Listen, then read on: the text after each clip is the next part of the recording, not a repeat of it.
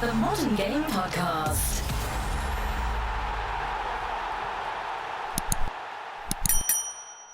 Hello, everyone, and welcome to episode 24 of the Modern Game Podcast. We're going back through the top fives again, but we're moving down to the Championship, and we're starting with strikers because we were going to start with goalkeepers, but Jamie hasn't really watched many goalkeepers, so we're going to have to let him do his research. But don't just call me out on it. It was you two didn't want to do it. Hold on, no, I had a list. I was ready. Yeah. We're going to start with strikers. That's probably the easier to start with. And number 5 was a lad that it's been unfortunate because at the start of the season he was on fire. It's Tyrese Campbell. Oh, you have put him in. I had him in originally, but I didn't know whether I'd get slander for it. And then you brought him up pre-recorded, and I thought, I'll have some respect for that then. I don't know. If it's based on this season, I don't think you can have the respect for that, Dan. Sorry. All right. We'll let you off. My respect for Dan Simon has gone right down. Number 5, I've got Andre Ayew. Number 5, I've got Kiefer Moore. See, I like Kiefer Moore. Andre Ayew's had a decent season without setting the world alight. Yeah. The thing is with Kiefer Moore, like, I know me and Dan disagreed, but I just don't think as a footballer he's that good technically. Well, he is good, but compared to the other strikers I've got on this list, you have to consider how good they are as well, not just how many goals they score. I definitely considered that, but I also think as a target man, when I compare him to other target mans that I've had to endure in the Championship, he's Yeah, of course, but that's why he plays for Cardiff. I just said target man. I've had to endure in the Championship. He's a far better footballer, which doesn't make him a good footballer, but I just think in comparison to them, he's very decent. I think he's probably about the level he should be at as well. Like obviously last season he was with Wigan. He was probably a bit too good for Wigan, but wasn't really getting the supply that he should be getting. Yeah. And now he's at Cardiff, who are they're flying at the minute. To be fair, like Mick McCarthy's transformed. 6 games, they're unbeaten. Yeah. And I mean, they beat Swansea on the weekend. Did they play Swansea? Or am I imagining? That was in the weekend. That was it not in the week? The weekend, Swansea played Bristol City. It might have been in the week, but yeah, they're flying at the minute. To be fair, and obviously he's doing really well, and it's not as if like he's got a really great Championship service behind him. So I think this is probably about his level at the minute. I mean, if Swansea can somehow sneak themselves into the playoffs, then who knows? Yeah, I don't. Cardiff.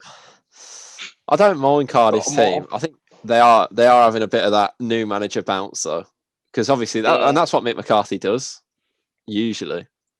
I'm surprised how well they've done, because I think, like we spoke about last week, those managers in the managerial ring, the Ring of Fire, seem like they're going out of fashion a bit, but Mick McCarthy's managed to get the best out of what I think is a very, it's a bit different in the Championship. It's a bit different because Cardiff obviously aren't a team where a manager like that's going to come in and they're going to just be fighting for survival. Like a manager like that is going to come in and the board is going to pressure a manager like that to push. Like Cardiff were in the Prem, don't forget, 3-4 years ago, and as a club they want to be back up there because they are a relatively big club.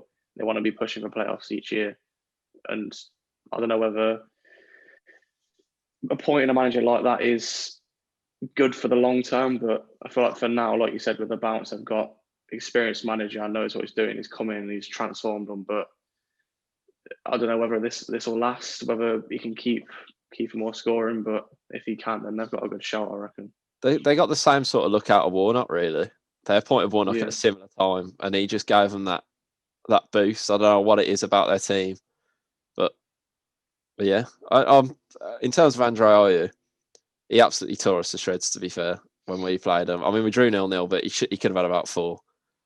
Yeah, I remember Steve Cooper saying last season that he could easily be playing in the Premier League. I'm not quite sure about that anymore. I mean, he's probably had his time in the Premier League. I think he's about where he should be at the minute. And to be honest, he's a technical footballer. In the Championship, he's probably one of the better technically gifted players in that league. Yeah, definitely. As an out and out goal scorer, maybe not. I don't think if like Cardiff are, Swansea should be fighting for playoffs pretty much every season. And to have Andre Ayew as their out and out number 9, I don't think it won't work for them in the long run. But I mean, it's working. They're bought in Jamal Lowe, haven't they? But those two are linking. They're linking up well, but I don't think in terms of where Swansea want to be, Jamal Lowe is the striker that can. That's what I was thinking. I really did think that was a strange signing. I mean, he's done well, fair play, but if they're going to be like we all said, that next level team, because realistically, they've dominated teams this season at points, and they should be up. Well, they're in the automatics no less than 2 weeks ago. So if they are going to go up, they're going to have a massive rebuild. I thought Jamal Lowe was more of like an out-and-out winger as well, to be honest. He is. I didn't think I don't think he's ever played up front before he signed for Swansea. I think at Portsmouth they've just got 2 wingers up front in Ayew and Jamal Lowe. It just doesn't seem like it's...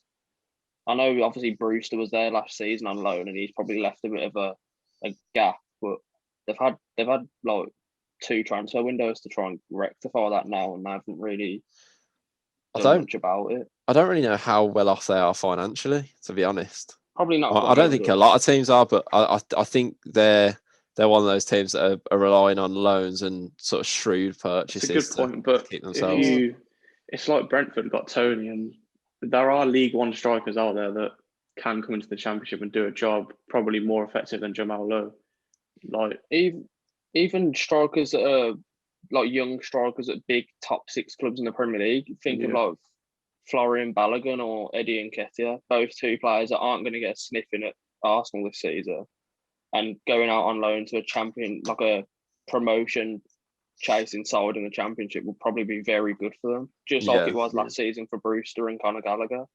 It's not like they could have easily gone in for someone of like a similar like ilk of Eddie Nketiah, but I just don't think it. I don't think I even saw that they tried going for anyone. I think it's more about like clever scouting as well. I think Steve Cooper's and I think if Steve Cooper had that opportunity where he liked a young striker at a big club, he'd take it. But it must be something to do with that he didn't like one of their styles of play, or maybe. Speaking of Kiefer Moore, just to get it out of the way, I've got Kiefer Moore 4th. I've got Kiefer Moore 4th as well. Very, very tidy footballer. I've got very, very good target man. Purely because, I mean, like I said before, like he hasn't scored as many goals as Kiefer Moore, but I feel like as a footballer and what he sort of does for Swansea, not just as a number 9, he can offer so much more. He can play anywhere. He can play out wide. He can play behind the striker. He can probably play even deeper if needed. Like, I know the list is strikers, but as a footballer in general, Andre Ayew is one of the most talented technical footballers in the league. I'd argue he is. Yeah, he's a playmaker. So he probably is the best footballer. I've got him a couple of places behind certain people, but I'd like to have him if he was an attacking midfielder, if he was a playmaker, he'd be number 1. But because he's playing up front for Swansea, it's a bit, I don't know, it feels like he's playing a bit out of position and his strengths aren't being utilised to a point where he can push Swansea to that next level. I think they need an Andre Ayew and a number 9, not an Andre Ayew and a Jamal Lowe. I think that's where they're struggling at the moment, though. They're in a bit of a rut, aren't they? And I think that is because they haven't got that. I think to be a successful Championship team, you need one of those players that can just score goals on their own. We had that with Che. I genuinely believe we would have gone down if we didn't have Che that season, because he just scored goals off his own back. And I mean, I've got Adam Armstrong 3rd, and he does the same. I was just about to say though, for Swansea, I do think Conor Hourihane was a tidy signing for them. It's a great signing. I'm pretty sure it's only a loan, but it was. I think that's a great signing for a Championship team that is chasing promotion. I think he's a very good player. Hadn't he played like 6 games, scored 4 goals, got 2 assists or something? Yeah, something ridiculous. He was on fire. Really well. Yeah, number 3, I do also have Adam Armstrong. Yeah, I do as well. I think he's got the potential to be a very, very, very, very good Championship striker for the foreseeable future. I wouldn't like to see him I wouldn't like to see Blackburn go up because obviously I watched Armstrong at Cov and he was one of the best strikers I've seen there in League One in a very, very long time. And I don't know, I wouldn't like to see him play in the Premier because I feel like he's not ready, and he's got a lot more to offer in the Championship as a top player in that league. And in that same breath, I wouldn't mind seeing him in the Prem as a winger. Because in that 4-3-3, 23 years, I think. 23. Yeah, he's still got years. Yeah. He'll definitely play in the Prem at some point. It's just with where he is now, he reminds me a bit of like where Dwight Gale was when he was 23, 24. And I kind of I see him stepping up to the Prem and doing what Dwight Gale did, where he sort of just let it get to him a little bit. Because Dwight Gale's never really made that step up, but I'd like to see Armstrong because he does play on the right sometimes for Blackburn. It's been a bit of a similar story to what Watkins was at Brentford. Like, brought him in as a winger and then kind of just due to I don't know what it was, had to play him as a striker for the season. He was on fire. Yeah, kind of similar with Armstrong. I'm pretty sure last season he probably did play a couple of games as a striker, but the majority of his time he probably was on the wing. But this season, obviously, he's predominantly been played as a striker, and I think he's shown that he is a very tidy footballer. In an open, he has to play though in a more open team fluid, because fluid, because when they played against us, you could tell they really didn't care if we scored because they knew they'd catch us at some point, and within the first 10 minutes he was away and he scored. I do really rate Bradley Dack as well though. So I don't know if he's been injured this season. You'll have to correct me or. He only came back just after Christmas. Yeah, he was out for about a year. He only came back just after Christmas. I don't know whether he's back in the 11 yet. Yeah, he's a tidy footballer, man. If they can get him playing how he was playing before his injury, they could possibly even push towards playoffs a bit. They won't this season. Not this season, but I was going to say. Forward. I feel like 4 or 5 months ago, or probably even less, maybe we would have said.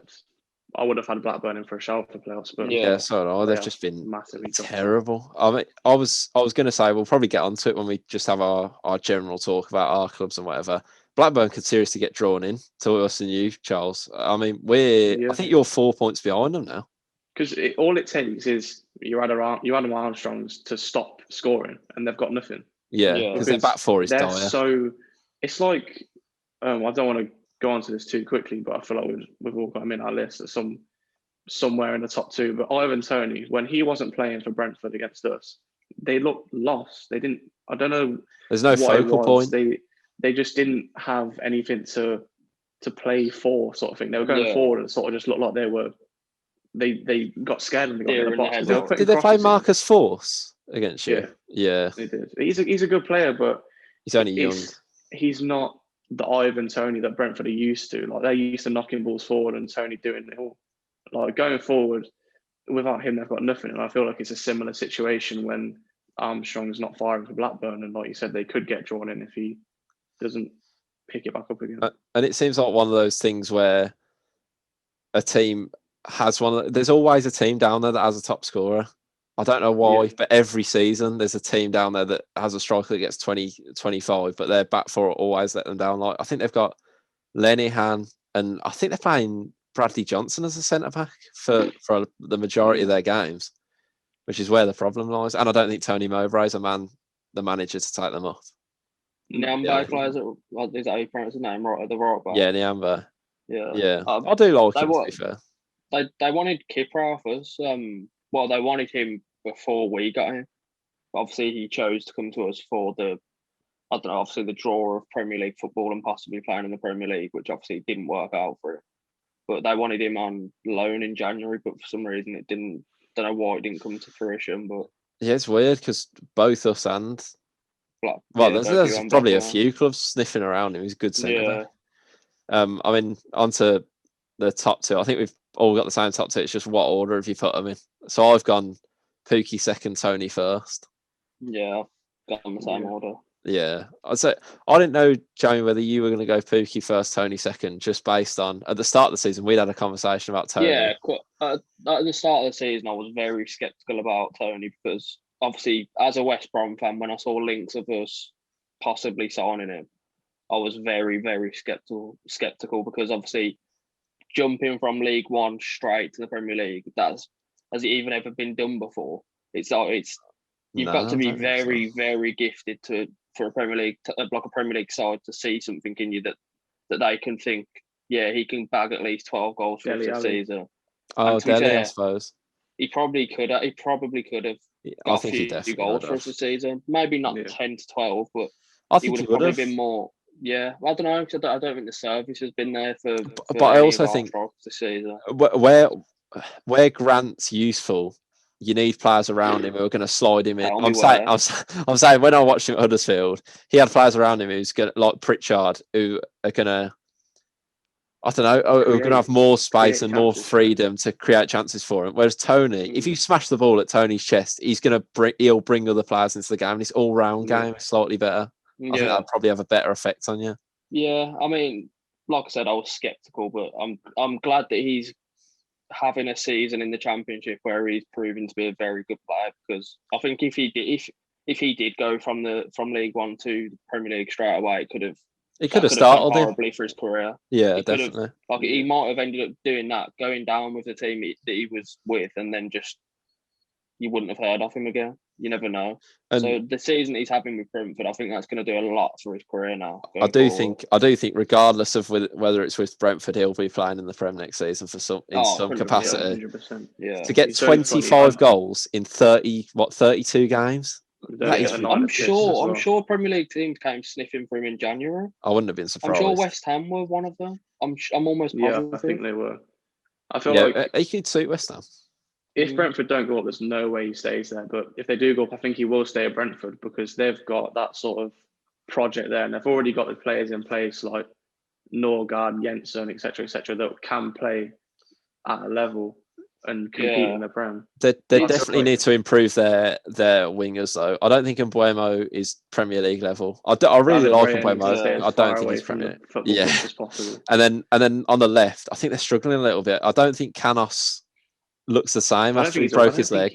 And I don't think he's a winger. That much of a winger. It's a weird one as well with Brentford, because it's like you say, Charlie, if they don't go up this season, then either way, Tony will be playing in the Premier League. The thing is with Brentford, do they just keep signing good strikers and then Tony it's just a massive gamble as to whether they go up? If they don't, they sell. Yeah. They do. They carry on. If Tony was at somewhere like Watford or Norwich, and they didn't go up this season, I think he'd stay at them for an extra season, because they've got the capabilities of pulling themselves out of the league. Whereas Brentford haven't ever shown that they've got that capability. So if they don't go up this season, when it's looking very likely that they will. If they don't do it this season, then that is a type of player that will just leave, because they've not got the capability of doing it next season or the season. As a team like that, I know they got 30 million for Watkins, and I can't remember how much Ben Rama went for now, but 25. 25. Yeah, as a Championship club, and as much as they're a very good team, they're a very small Championship club. Yeah, it's clear to see that. Like, they've just built a new stadium, and I don't even know what the capacity is. It's 18, I think it is. Yeah, like for a new build stadium, a team that wants to be pushing to the Prem, it's not. They're not a team that the quality of their players doesn't sort of. I was hard to say. It doesn't sort of like replicate where they are in terms of club size. So if a club, that's credit to them though. Like, it is. I'm not saying it's necessarily a bad thing, but of the club, say, like James said, a West Ham, I don't know, a Palace come in and slap 35, 40 down for Tony. They're not going to say no, are they? There's no way they say I was actually going to touch on that. The difference they've got with Tony that they didn't have with Watkins is that they signed Tony for a relatively steep price for the Championship. Like they've picked him up for 5 million, but I think 5 million in add-ons, which for them, I don't think they've ever spent over 2 million for anyone. 5 million more than Cov have spent in the last 10 years. Well, that's what I mean. So I think now they're in a position quite clearly where they're able to spend. So are they going to demand the 50s for Tony? I think they probably will. I think they will. And just looking at these numbers, I feel like they could, because his numbers warrant that sort of. If you think, Jamie, if you think Watkins had this amount of goals on the last game of the season, Tony's still got 40. If Tony gets 35 goals, they're going to have to charge 40s and 50s, and people will pay it. People will pay it.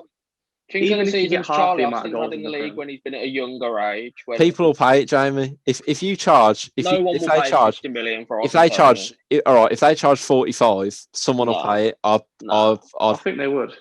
No I think one's going to pay I more than think in the 30 Prem, million for him. No way. I think in the Prem there's a lack of, like, the reason that clubs like West Ham and Palace, like I mentioned, can't sort of, I know West Ham are doing well, but can't break into that bracket of like the teams that are challenging for Europa League each season is because they haven't got a striker that will score goals consistently for them. But I feel like if they brought Tony in and they're seeing the numbers that he's already put up, we're just in March, he's got 9 assists and 25 goals. God knows what will be on by the end of the season. That's and ridiculous. But for me, if a team sees those numbers, they're going to come in with big money for him. But part of the reason why a big team, not a big team, but a Premier League team would come in for him is that they're going to have like, obviously there's going to be a place for them in that. There's going to be a place for him in whatever team are sniffing around for him. But the pull is the fact that they're going to be in the Premier League and Brentford are still going to be in the Championship. So for Brentford to be demanding £50 million when they're still in the Championship and then hoping that Tony will be okay with that. Like if a team offered 30 million and they rejected that, how do you think Tony would react to that? He's not just. I don't think it'd be a case of like them rejecting the 30. I think it'd be more a case of they would want 50. They would value him at 50. But if the team goes for 30, they're not going to. But that's like you, Jamie, saying with Pereira. As much as you can be a realist and say Pereira might go for 25-ish, you'd want 40 minimum. Yeah, I get what you're saying, but that's us being in the Premier League. Brentford haven't ever been in the Premier League, so it's not like that. I think they're so self-sustainable now. That's why I'm saying I think they'll last for 50 because they're so well off without actually doing anything really in terms of performance. No need to sell it. That's what I mean. So, like you said, the only issue will be is if he comes to them. But if he comes to them and says, "You've got to let me go," and they still stick, I don't think he will. I don't think he'll go. I think he'll try and force it, but I don't think they'll let him go. But this is where my point comes back to where, like, if he was playing for a Watford or a Norwich and they didn't go up, then I could see him staying for another season to go up the next season after that. But if Brentford don't go up this season, who's to say that they're going to have the same season they're having again this season? I think it depends how much ambition they show in. But that's what I mean. I don't know. I can't see them being able to demand 50 million for a player for like a club that they are demanding that much when they've never been near the Premier League. I think I don't think for it's a young just player like Tony, for a team like West Ham coming in for him, that's massive. That's absolutely huge. I feel like for Brentford this season, they have to go up. It's promotional. Yeah. There's so many players that they won't be able to keep in that team if they don't go up. Like I said, Jensen, even Ethan Pinnock could do a job in the Prem, I reckon. Ethan Pinnock reminds me so much of Konsa. When Konsa went to Villa, it's a very similar situation with Pinnock. If David Raya if he knocked the mistakes out of his game, he'd be a top keeper. And it's just I don't know what's wrong with him. The last 2 weeks he's made. Yeah, there's just players in that team that they've got 11 players that could go to Premier League clubs if Brentford don't go up this season. I think Josh Da Silva will be one of them as well. Josh Da Silva will be 100%. Yeah, and I think that means if they do go up, they've got a far better chance than a Norwich or a Watford. I mean, maybe not Watford, but Norwich especially, because Norwich don't. I mean, Norwich have proved to everyone that they can't survive. I'd like to see Brentford go. I would. I mean, I feel like their squad is too good for the Championship, but they're just not. The results aren't proving that to be the case. And I don't know what's going on there, but is that down? I mean, we're all extremely critical of Thomas Frank, not just as a manager, but is that down to him? If a manager, I don't know, if let's say Eddie Howe was there, I think they'd be top of the league. Yeah.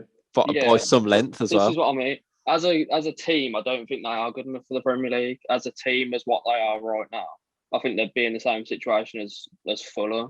I don't think they're very dissimilar to Fuller. They've got better individual players, but as a team, I don't think they'd perform any better than what Fulham are. They strike me as a club that are quite similar to Fulham.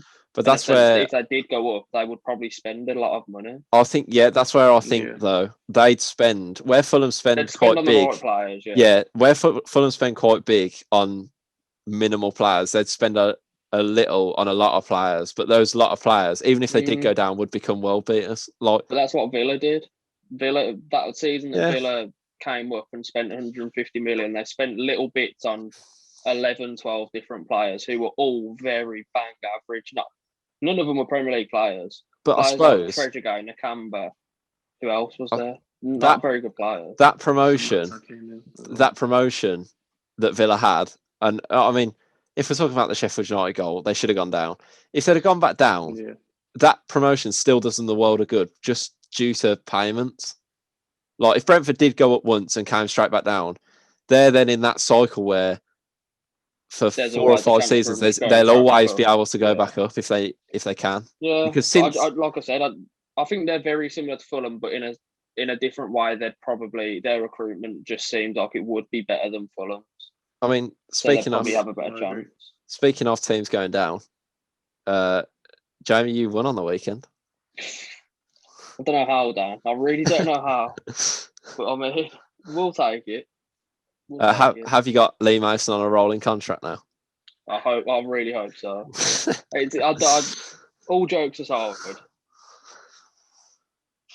where do you even start? Like, see, I don't want to be that guy, but we literally speak about referees most episodes. Oh yeah, definitely.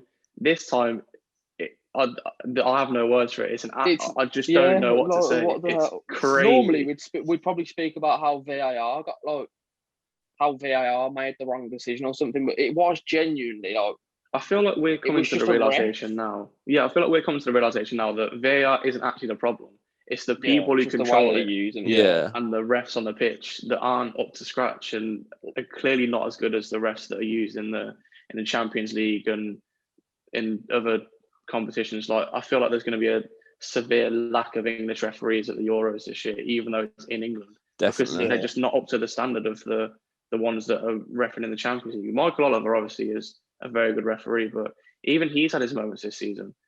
And I just think the whole there are moments that are costing clubs games, like Brighton at the weekend. Yeah, the whole rule of the ref having to be from the same league, the nation of the league. I don't see why why is that? Surely it makes we've got the money if the ref is from elsewhere. We've got the money to I'm saying we as England have got the money to hire whatever refs we want. We could genuinely just go and poach referees from everywhere. If the English Premier League are trying to be the best league in the entire world, which they probably already are, no matter what, it's the most entertaining league, it's the most watched league, it's the biggest league in the world. If they're trying to make it so that it's like hitting the next step, why is that a rule that you have to have a ref from that nation and ref in the game? It's stupid. Other than language barrier, which I don't think that shouldn't be. I don't think that is an issue because look at the Champions League. Yeah. Exactly. I don't think there's any problems in the Champions. Exactly. I don't think anyone's ever complained from an English perspective about a language barrier.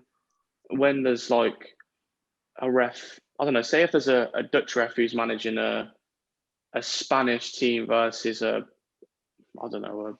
French team. Yeah. The ref would probably use very minimal English to try and communicate with the players anyway, because a lot of players do speak some English. Yeah, so exactly. To sort of say that it's no different than foreign players in the Premier League. Yeah, the refs from elsewhere can't come in because there'd be a language barrier. It's a bit, I don't know, it's a bit dated, I reckon. Like that's what I'm saying. Watching. I'm trying to think of why it is. That's the only thing I can think. I was watching Mark Clattenburg, and he said when he, obviously used to do Champions League games, European Championship, World Cups, he would communicate with the players from different nations with hand gestures, and they'd be perfectly fine with understanding that because they're not stupid. They're humans who can understand gestures and different forms of communication rather than just the language of where the game's being played. Like, I just don't feel like they could possibly have a logical reason to suggest why it should only be English refs. When English refs have proved this season to be the worst. By a mile. It wouldn't matter if the refs didn't speak at all, because at this point they're communicating with the players and it's not making any sense anyway. It's like Lewis Dunk said. He asked if he could take the free kick. The ref said yeah. He took the free kick and then the ref blew the whistle. Like, so it doesn't matter if he doesn't communicate with them at all. I also feel like because it would probably be easier. I did tweet about this as well. I feel like it's an absolute joke that Lewis Dunk's had to come out and explain the decision from his point of view when the ref is the middleman. The ref is the person who got it wrong, and the ref is ultimately the person in charge of the whole fixture. But Lewis Dunk, who was the player that got hard done by, because he would come out with a reaction like he did, is the one that has to speak to the media, when it should be the person who got it wrong, the person who is running the game, and the person who is sort of the biggest authoritative figure that the players look for on the pitch. Like, he should have control, and the refs should have, as a whole association, should have the nous and the sort of responsibility to come out and speak and explain the decisions. Because if they're going to put themselves on a pitch in which millions of people are watching, in the biggest league in the world, in stadiums when they are full with 50,000+ people, if they can do that, why can't they come out and speak to a camera? I've just had an idea. They don't want to throw them into the fire, isn't it? Because they don't want to highlight the issue that the refs had a bad game. It's like if a player got sent off, they wouldn't send the player that got sent off for an interview, would they? Because it's just like. But I agree with you completely. It's ridiculous how just because Lewis Dunk was the one that took the free kick, he was the one that had to go and speak to the media. Why couldn't Lee Mason go and explain the decision and try and shed some light on it? I have had an idea. So I don't know if Sky Sports are listening. If you are, at the end of the game, what I think should happen is I think Jeff Shreves or whoever's interviewing at the end should. I don't know whether they drive to the games. I think they drive to the games, or even if they don't, you should take a fold-up table. A fold-up table, and you know those chairs that you take when you watch a Sunday League game where they got the drink packets in it. Yeah, two camping chairs and a fold-up table. And you should put the table down in front of that little white screen that they interview in front of. Chairs either side, ref one, Lewis Dunk the other, and then just let's play it out. You might as well just import a cage into the ground and put them in a cage. Yeah, that's probably a better idea. The octagon. Yeah, there was an incident a couple of seasons ago, and I've probably spoken about this before, but Kane won a soft pen, and I don't know I can't remember exactly whether it was a dive, but it was a very soft pen, definitely close to a dive, and it was a foul. And Sky Sports, whoever it was, wheeled an old school TV out. Like, you used to have to be in science and they used to roll these absolute chunky TVs out.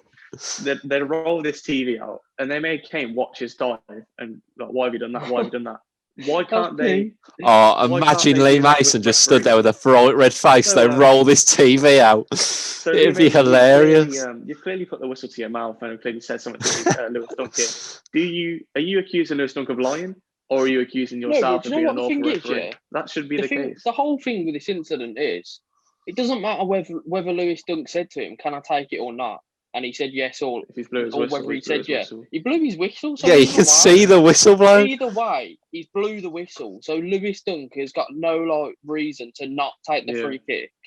Even if he said to him, "Can I take it or not?" and he said yes, that's irrelevant because he blew the whistle anyway. I mean, the thing is, like, as much as the rule is, they've come out and said the reason it was disallowed was because he blew the whistle before the ball hit the back of the net. His only reason for blowing the whistle was because Johnston weren't ready. If he blew the whistle, it's not Lewis Dunk's fault that Johnston weren't ready. He should have organised his wall quicker. I mean, it's mad. A lot of, because as a natural football fan, I don't think there is a football fan in the world, unless you're a plastic fan, that is completely unbiased at all times. And for you to be a slightly biased West Brom fan, Jamie, and to still be like when you're in the group chat saying, "I cannot believe what's happening," for a Brighton perspective, I'd be furious. Because I'm looking at it in a way. Yeah, that's the kind of the position you've got to put yourself in. Is even though it's your team that's benefited from it, you've got to look at if you were the team that have just been absolutely shagged by Lee Mason.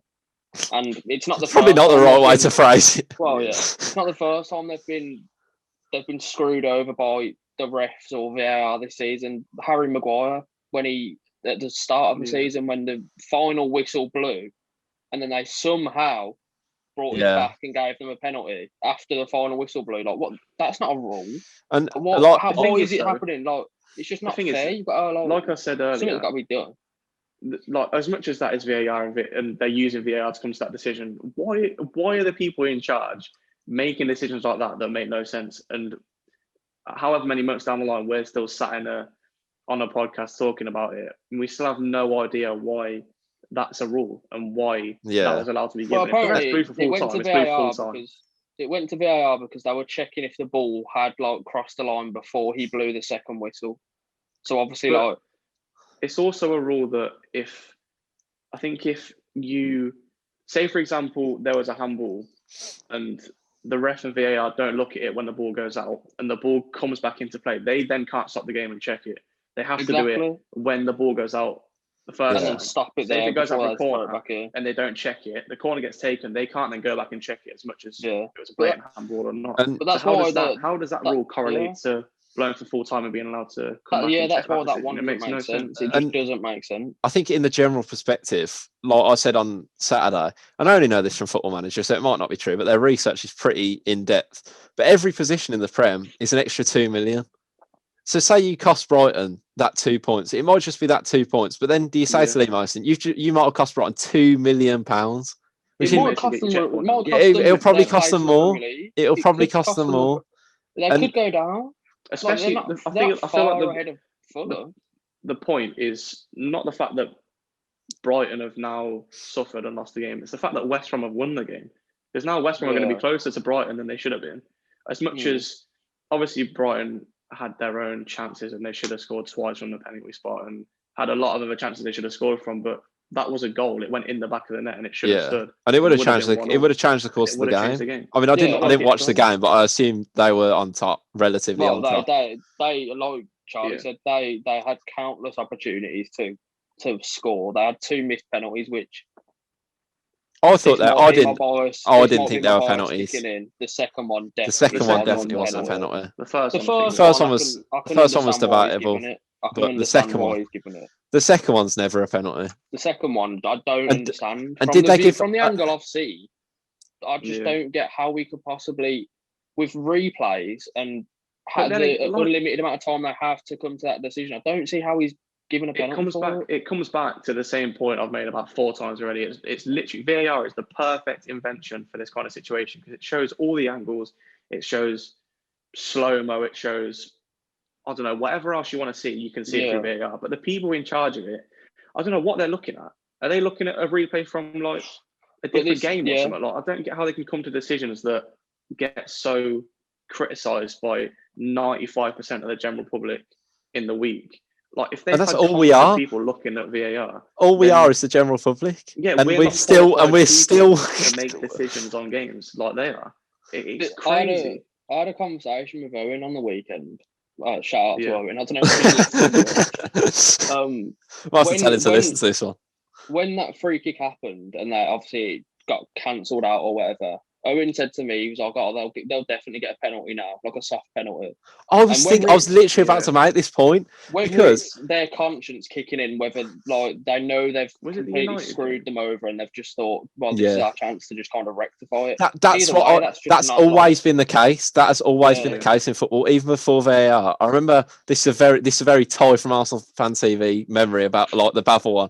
We played Fulham away years ago, and we got a really dodgy penalty and we went 1-0 up. And from then on, it was literally everything went Fulham's way. And I thought, this is in a way what we deserve, but you are just trying to rectify yourself. How is that a way of doing your job? That cannot be the way.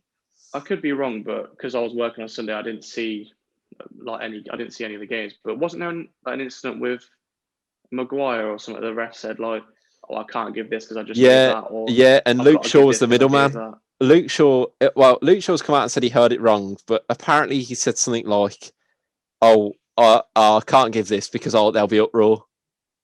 Yeah, that was it. You are the qualified man. If you think it's a penalty, that is your decision. This is what I'm saying. Because we're going to get annoyed, because it's the right thing to do. Yeah, if he genuinely did give them a penalty because he thought it was a way to rectify his first mistake, why would you make that's pathetic? That's making 2 mistakes instead of making 1. Just leave it with a 1 mistake. You make yourself look it's better. Literally 2 wrongs don't make a right. It's literally life. I mean, we could talk about this all day. Yeah, this is just like subjectively like speculating that could be why he gave the penalty, but there's no other reason I can think of why he gave it. It wasn't a penalty. Show you it wasn't. This is because we don't get answers from the refs. Well, if we yeah, got that's answers what from he's the not refs gonna after come the out game, and we say, wouldn't even have to still. sit and then go, this is happening because we think this. Like, as much as the rest could be just come out and completely making stuff up, making stories up to sort of cover their back, at least they've then had the sort of the confidence and the credibility decency to come out, and decency for the fans, for the players, for the managers, for everyone involved in the clubs too. Because as much as it is just one decision, but it's affecting clubs. Like you said with the Brighton thing, if they now go down and they finish in the bottom three by 3 points, Lee Mason should have to be able to come out and say, this is why I made this decision, because it ultimately has cost Brighton. Yeah, it will make him look better as well if he came out. Exactly. I think there'd be a lot less to the fact that, slander. If he came out and just said, I've genuinely I've made a big mistake, and I'm like, there's nothing I can do about it now, but I did make the mistake, and it was just a genuine mistake. It's a human error. If he came out and said that, then people would still be pissed off, but people would just be like, oh, fair enough, he's rectified that he made the error. But it's like now he's just gone into hiding, and I know he's not. Yeah, and he's not. He's pulled out of the Sheffield United game due to injury when he was going to be a fourth official. So you can't go like that a couple of times? It's like they literally swap the fourth official with the ref when the refs get injured. So that makes no sense at all. He has to he could even sit down. He could sit on the floor if he wanted to. And that's it. Obviously, man, it is brilliant. Because the fact but the fact that they've gave it, why give an excuse? Why give that sorry excuse? It just makes it worse. It's like genuinely, I think they could make an episode of Black Mirror out of the officials in the Prem. It's that riddled.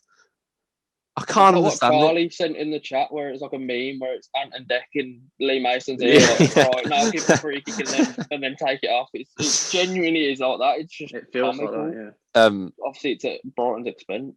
I mean, on some positives though, we've won another football match, ladies and gentlemen.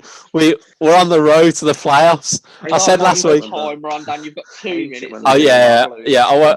We want to play some Football Manager. Sorry to the viewers. We want to play some Football Manager, so we're gonna get through this as quick as possible.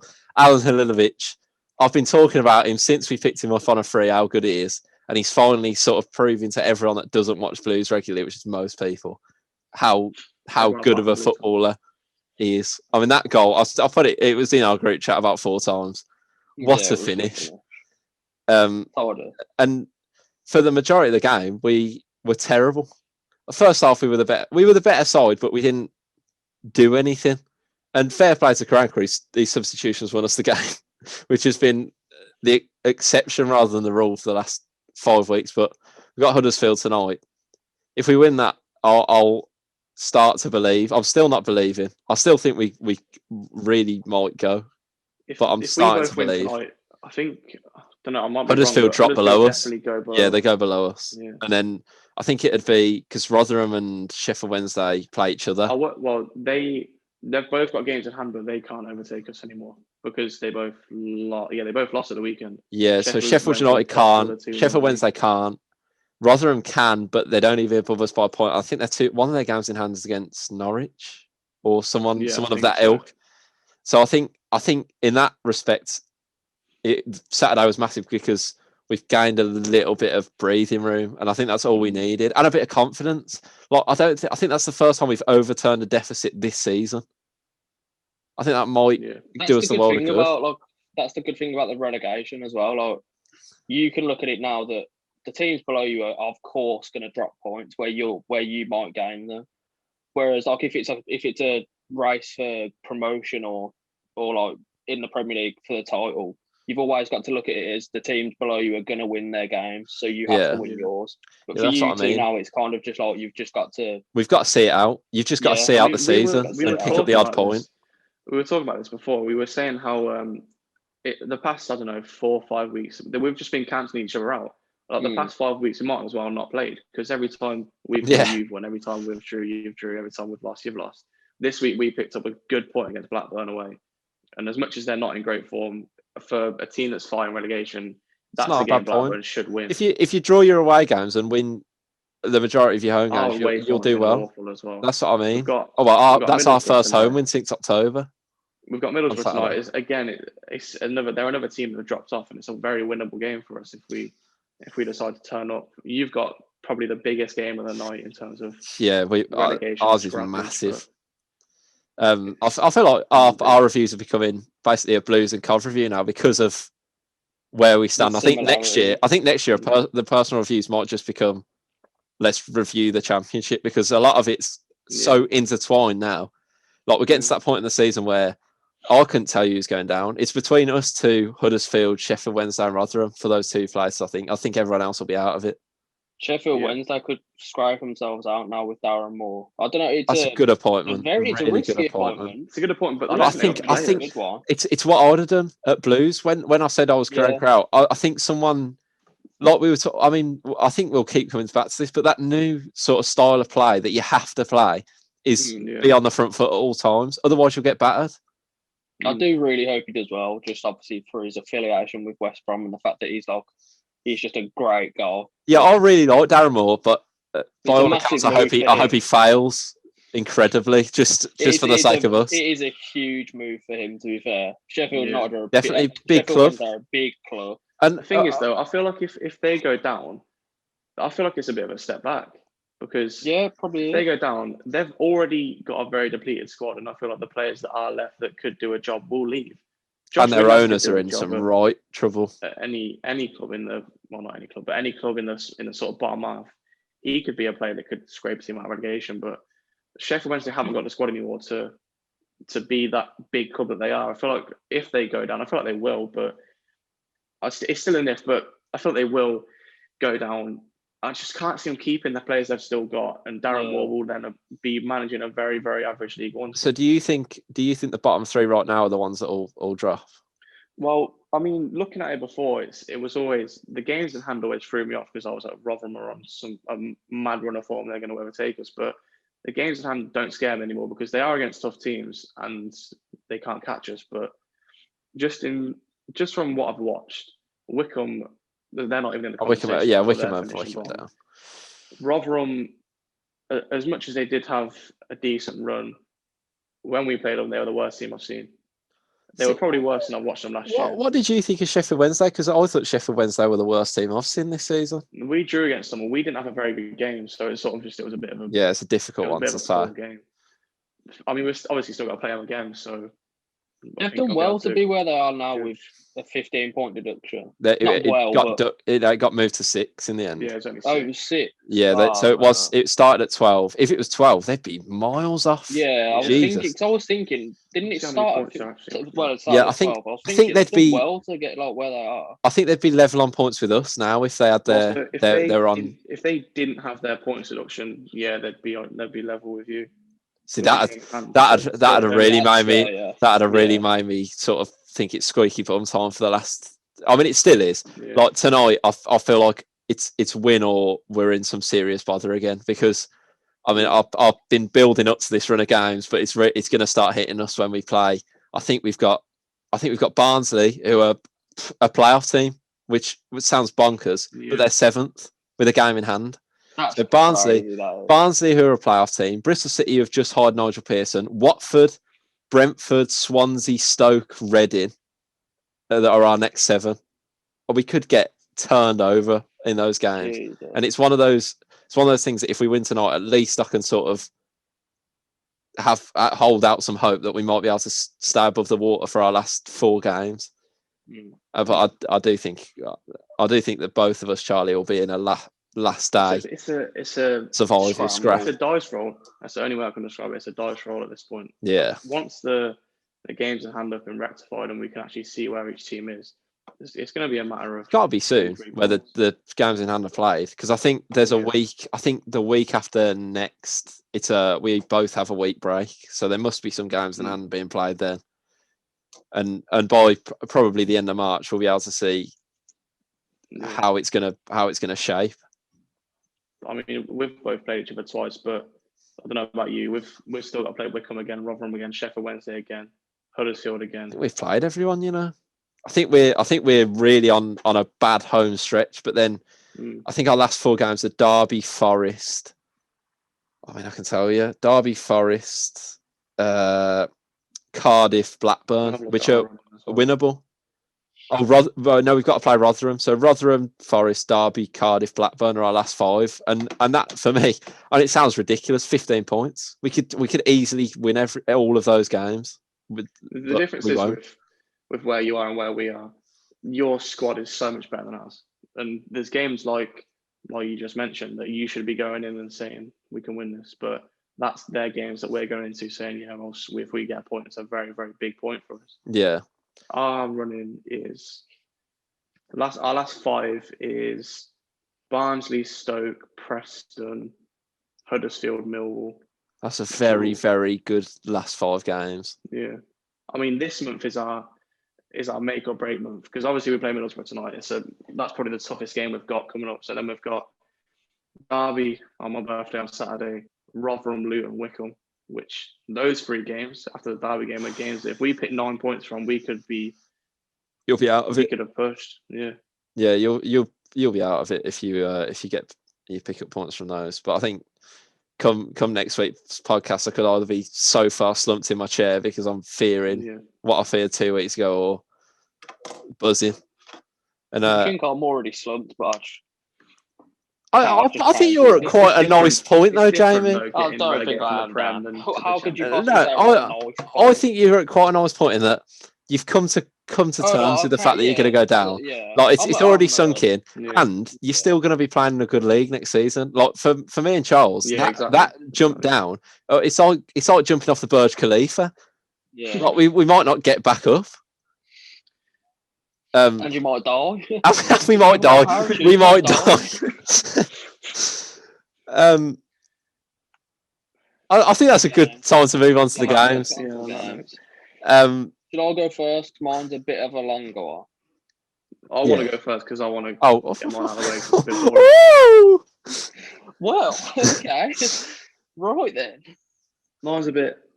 I don't know how well travelled you two are in terms of the EFL. I know Dan probably more so than Jamie. Yeah. Can I put my hand up, please? What do you want? I know what your game is now, and I feel like we're only going to have 2 games this week. Oh no! Go on, say your game. My game is EFL stadiums. My game is also EFL stadiums. Well, it's fine. I didn't see it. I'll prove to you all. I haven't seen any of the answers. If that helps. Because I hadn't clicked finish. I hadn't clicked finish the quiz yet, so I hadn't seen any of the answers. I'm screwed. I'm absolutely screwed. So we'll only do 2. It's all right. Don't make it EFL. Just think of the one that we can just do. I don't mind. To be fair, we don't have to. 2 games. We can just do 2 games. I think the podcast's been relatively long speaking about Lee Mason anyway. I'm screwed. So right. Obviously Championship, League 1, League 2, any stadium. You don't have to name the club. If you can name the stadium, fair enough. Just beforehand. I'll give you Covent Birmingham has 2 separate stadiums. If you can name our actual stadium that we don't. I was gonna say, I think my strategy, Jamie, not to startle you, is to go for the stadiums that I know you'll know. So at the point where you can't guess anymore, so sort of just grapple you until you. Cheers, though. Yeah, no, you're welcome. Thanks. So who's going first, Charles? Jala, Jamie, go first. Thank you, Charlie. I'll go with the shithole that is St Andrews. Hold on. Say the full name. Oh, the Oriental Range. No, it's St Andrews Trillion Trophy Stadium. Whatever. Let's try and think of this. Well, are we doing Covent Blues as separate ones then? You just said that. If you say the London Wasp Stadium, then I'll give it to you. Ricoh Arena. Yeah. I'll go with. It's technically the University of Warwick Stadium now. Well, it will be. I'll go Vicarage Road. Carrow Road. Yeah. I'll go with the Vitality Stadium. Bournemouth, yeah. Yeah. Ashton Gate. Yeah. Majeski. Yeah. Oh, is it called? It's called the Cardiff City Stadium now, isn't it? Yeah. The Liberty. Yeah. Oh yeah, Pride Park. Yeah. Well then. This is why I was going to try and unpick the ones that I knew you'd know. The KC Stadium. That's a good one. Oh, Yeah. Cool. Is it even called that anymore? It's the KCOM Stadium. It's the KCOM, but yeah. Yeah, it used to be, isn't it? Used to be the KC or something. The City Ground. Is that Forest? Forest, yeah. I'm trying to pick ones I've been to before I go on to other ones. Yeah, I'm trying to think of that as well. Carrow Road. Said that. Oh, you've said it? Yeah. Yeah. I'll give you just Fratton Park. Oh, I was going to say that. Yeah, Portsmouth. Portman Road. Yeah. So you've got so many more than I have just because you've been there for like 15 years. All right, Jamie. I'd rather have been in the Prem. Who's Portman Road again? Ipswich. Yeah. Britannia. Oh, yeah. Yeah. Well. Isn't it the Bet 365 now? Oh, yeah. I'll give him it. Yeah, it is the Britannia. I thought you'd have said this one, Jamie. Stadium of Light. Yeah, I was gonna say that one actually. Been there a couple of times. I've never been. I've been. Rico. I've said the Rico. It's got to be alive. No, I'll let him. There's still a lot of bloody stadiums there. That's I'm going to struggle, I think, now. I'm struggling. I'm trying to think where I've been. There's still a couple championships. Yeah. What? Isn't the? Oh, no, I don't know if it is just called big ones, big championship stadiums you missed. Serious? Not big as in big, but big as in clubs and names that you should definitely. Yeah. I'm just trying to think of championship clubs that we haven't said now. I've got one that I've been to a fair few times. Me and Charlie have agreed it's one of the worst stadiums we've been to. Oh, Charlie, I hope that rings some bells. I mean, it will when I say the name. I might have to Take a life. Yeah. Oh, if you're gonna take a life, I'll say mine. Oh yeah. Actually, I've got two now. I was trying to think of someone else's. Are you done? Yeah, I'm gonna have to take a life. Go on, Dan. Oakwell. Yeah. Barnsley's. I was thinking of. Jamie, are you still stuck? It's a very big one. I can start reading some off. So I'm trying to think of the names of like Huddersfield Stadium, but I can't think of what it is. Oh, you've just given me another one. Yeah, I've been to Huddersfield. Well, because at this point I can't. Are you finished? Because let me say Stadium as well. one. I know what the name of the Bolton. The Bolton Stadium name's actually changed recently. Okay, maybe I don't. Were you going to call it the Reebok? Yeah. I think it's changed, but I mean, yeah. Are you done? The JJB Arena. So I've got a few, Charles. If you want me to, it's the DW, isn't it? So just one. All right. The Den, Jamie. Oh. Yeah. So I've got the ones I was going to read off. So Jamie Huddersfield's is the John Smiths. Yeah. Pirelli is Burton's. Yeah. Home Park is Plymouth. I think so. Is that Plymouth? What's Bradford Stadium called? Is it just called the? No. What's Bradford's called? Utilita Energy Stadium. Oh, that's a new name. I thought it was something different. Let me try and think of some others. Peterborough's is. I've been there as well. I've been to Peterborough. What's Peterborough's called? Western Home Stadium. Oh God, I wouldn't have known that. Yeah, that's not what it's called. I went there. Another bit massive one you missed, Hillsborough. Oh my! Hillsborough, yeah. I was about to say Craven Cottage. They're in the Prem. Ewood Park. It was trying to think of the things that were still left in the league. Is Brentford still called Griffin Park? No, because Community Stadium. Oh God. It's like the Rotherham Stadium. It's now the AESSEAL New York Stadium. You'd have accepted New York Stadium because that was my next one. I've been there a fair few times. There's a couple of big ones that have been in the you should just know the name of even if you haven't been there, like the Valley, and I've been to Charlton. Like Swindon's the Energy Check County Ground. How did you not get that? Oh, is Home Park Right. Plymouth? Was I right with that? Yeah. Oh yeah. Vale Park. What's Northampton's? Is it the PTS Academy Stadium. All of them are. I thought it was the Cobble Banks or something like They're that. the cobblers, aren't they? So I don't really know. I mean, I might. Banks Anyway, is Warsaw. That was Yeah, another come one. on, let's just. Right, so mine is last week I did all-time championship assist table records, whatever. I thought you were going to say our sisters. Well, yeah. This week I'm going to do all-time championship scorers. I've got a massive list here, so I might just do top 20. All right, what's 20th? How many goals did 20th get? Yeah, let me just count it. 1, 2, 3, 4, 5, 6, 7, 8, 9, 10, 11, 12, 13, 14, 15, 16, 17, 18, 19. 65. Oh, there's a couple on 65. So just do the ones from 65 above. Yeah, so it's 65 and above. So, are we allowed to do that thing where we ask about a club again? Yeah. Go on, then. Can you, Charlie? Do you want to go first? I'm struggling a little bit. Yeah. Billy Sharp.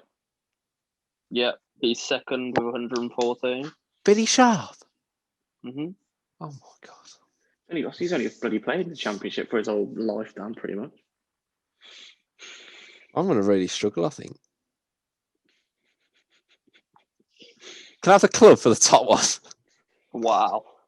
Right, so he's played at Sheffield Wednesday, Villa. I know who that is. Leeds, Fulham, Forest. Yeah. Come on, Dan. Oh yeah, Ross McCormack. Yeah. 120. I would have said. Oh, did you not think it was Ross McCormack? Oh. See, I've got a couple in mind, but I don't know whether they got over 65. Shingles.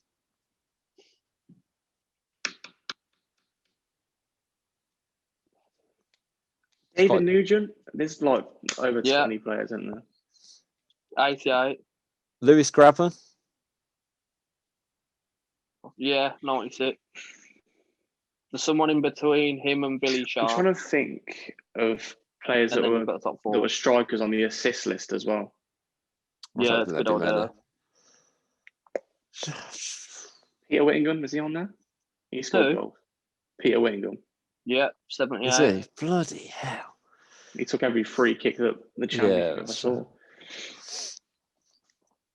I had another name in mind. Now it's just completely gone out of my head. I might take a punt on one. No, I don't want to. He didn't score that many goals. Go on. You've got two. Right. I'm not saying this is my answer. I was going to say Cameron Jerome because he played in the championship for years on years, but he's definitely not on there. And I just saw you give that face, and he's definitely not on there. Charlie Austin. Yeah, 88. No, 80. Obviously, this year is probably on it, so it's probably about 85. 4, I think he's got 84. for QPR. Cameron Jerome. No. What? You just heard Dan say that Is he on there? How many has he got? 49. Sounds about right, to be fair. He would have had 149 if he could finish. Sorry, Cameron. Marlon King. Marlon King.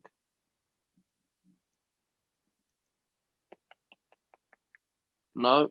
Marlon King wasn't on there. No. How many goals has he scored? It's got to be there on the list. He was in prison for a while. 52. Oh, Marlon. Remember, it's 65 and above. Oh, Deeney. Just Charles. Yeah, Deeney's got to be on there. 85. Mate Vidra. Yeah, 65. Oh. Oh. Great. Who's... Rhodes? Jordan Rhodes. Good one. He's the one that's in between Grabban and Sharp. 111. Good one. Really? Jesus Christ. Yeah. You think at Blackburn, he must have scored 40, 50. Mm. And speaking of Blackburn, I mean, this is a risk. We're both on our last lives. I'm going to go Rudy Justet. Not a chance. As he's what is wrong with you, man? What is actually wrong? What do you mean? He had like 3 seasons of 20 goals. 49. All right, not 3 seasons. Though. Do you want me? Okay, well you're out. You've let me see if I can think of more. Go on. Is Jukovic on there? Because he played in the Championship for a long time. No way. Yeah. 82. 82. He scored 82. Remember, he played for a lot of different clubs other than Birmingham. Dan. Danny Graham. Yeah. Chris Stephen Ward. Fletcher's not on there, is he? No. Tom Ince, David McGoldrick, Britta Sambalanga, Waghorn, Glenn Murray. None of you said Glenn Murray. Tom Ince has scored 65 goals in the Championship. Chris Martin. Oh. Narky Wells, Dan. Oh my God, we literally said that before we started recording. The thing is, I'm blaming you for that, Jamie, because you went, he's never really scored that many goals in the Championship, so he completely went out of my head. The thing is, you went and checked how many goals. Yeah, you were the one who Googled it. No, the viewers didn't need to know that. Well, that's all right. If you don't know, now you know. And on that note, that ends episode 24. So thanks for watching. I hope you're enjoying the new style, the more EFL based stuff. Sure. I mean, a lot of the views came after I'd promoted it on TikTok. So if you have come from the TikTok, make sure you subscribe to the YouTube. We won't just have podcasts coming out eventually when we find an idea to accompany the podcast, but eventually in about 4 years. Yeah, well, full-time jobs. Like the video if you enjoy, subscribe. We'll see you next week. The Modern Game Podcast.